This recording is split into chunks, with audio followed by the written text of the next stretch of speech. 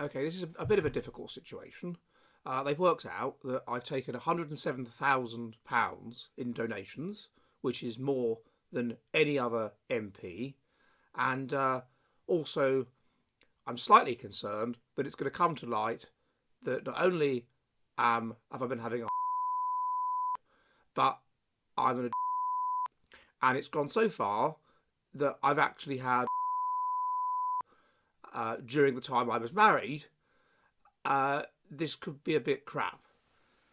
What should I do? I know I'll tell them that I got that house so that my boy, whose name, by the way, is Toby Alexander Starmer, could revise somewhere quietly for his GCSEs. And they'll believe that because they're idiots. They're stupid. They're ants. They're worms. And I am much better than them. And this is a narcissistic self that I've had to adopt to deal with the fact that I was parentalised as a child and not allowed to express emotions and not allowed to understand who I was because I had a very ill mother that I had to tiptoe around and no emotion could be expressed in my house. And that meant that I experienced the world as an unstable and frightening place. And when love comes along, I'm concerned it won't come along again. And so I can't help but having because I'm concerned that I'm not loved. But nevertheless, that's what will happen. Yes, because I'm just the right person to be the British Prime Minister.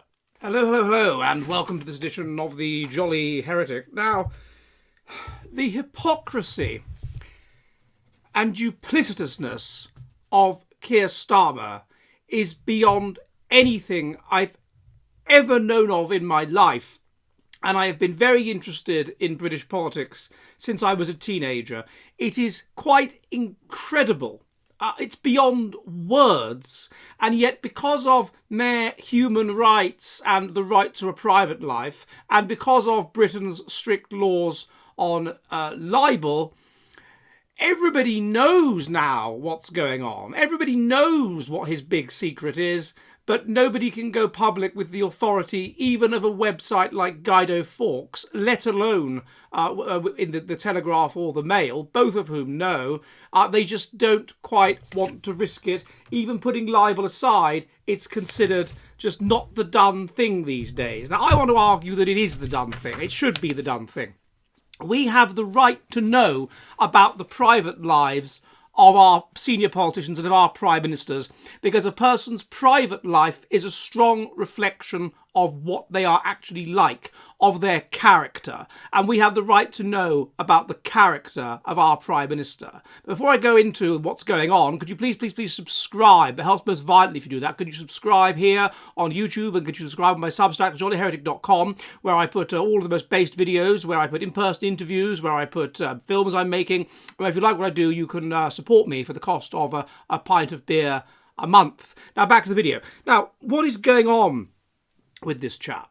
Well, Guido Fawkes has asserted. Let's look at the evidence. He kisses his wife not on the lips but on the chin, while she kisses him on the philtrum, as though they don't want to be intimate. It's become clear that he wasn't living with his wife prior to the election, and that their marriage was very much on the rocks. And this is partly why he was living with Lord Ali. And Guido Fawkes has asserted that there are issues with regard to the size of Sir Keir Starmer's family, and he has a name and a birth certificate. Now, it doesn't take much to work out what, without, of course, directly saying it and being libelous, he might be implying. So this is what we have. This man who stands against Boris Johnson and such like, arguing that he is more moral than him, he is more honest than him, he is more reasonable than him, but yet this is what is going on behind the scenes, and the British press are too supine and in many cases too pro-Starmer to actually report it. What are the kind of people that behave in this kind of way? Well, I've already discussed the way in which he obviously has some sort of narcissistic, psychopathic personality disorder. I looked at this in other videos. He was parentalized as a child, made to basically look after a decrepit mother, which caused him to suppress his emotions and suppress his feelings, and therefore never learn to deal with strong feelings, and which caused him a great deal of confusion, and thus to perceive the world as a harsh, unstable, and unloving place in which he had to struggle through. You would expect such a person to suffer from a sort of post-traumatic stress disorder, in which they would constantly be looking for genuine love. They would constantly fear abandonment. They would create unstable attachments, and that when love came along, they wouldn't be able to resist it, and because it might not come along again. And they also would feel incredibly intense feelings towards it, feelings they'd never learnt to actually control. So you can see why such a person might engage in such forms of behaviour. And secondly, it would help them indeed to feel that they lived in a story, that they lived in a novel, that they lived in a kind of fantasy world in which amazing things happened to them. And you can see why that might result in the kind of thing which Guido Fawkes is implying it has resulted in. Thirdly, a person that deals with their deep and profound insecurities and sense that they're worthless by adopting a narcissistic false self would take the view that they don't have to play by the rules. They deserve it. They deserve the pleasant things that come their way, and screw the consequences and screw other people. They deserve it. They're entitled to it. It's up to them. It's not up to them. It's not their fault. It's just something that's happened to them, and nothing's their fault. This is a person that implies they are high in narcissistic traits and that they are high in psychopathic personality disorder. But that's that's the nature of Keir Starmer, fine. But unlike Boris, to whom many of my viewers constantly compare him, Boris never said he was a saint. Boris was open about the fact that he was guilty of plagiarism or making up a quote or something when he was younger and working for the newspapers. Boris was open. Boris, we know, has had affairs. Boris, by the way, has had children that seem to be illegitimate, has had love children, all of this sort of thing. Boris has done all of these sorts of things, but he doesn't hide it. He doesn't present himself as this extremely moral person. He doesn't hide his peccadillos. He doesn't hide his less than entirely morally scrupulous behaviour. But this Prime Minister does. This Prime Minister presents himself as morally perfect, as morally good, as so different from Johnson. Yet he is not different from Johnson. Or if he is different from Johnson, it's that he has exactly the same personality type that gets places in politics. That is to say, high intelligence combined with dark triad traits, Machiavellianism, narcissism, psychopathology, reactions to an unpleasant childhood or a partly genetic element.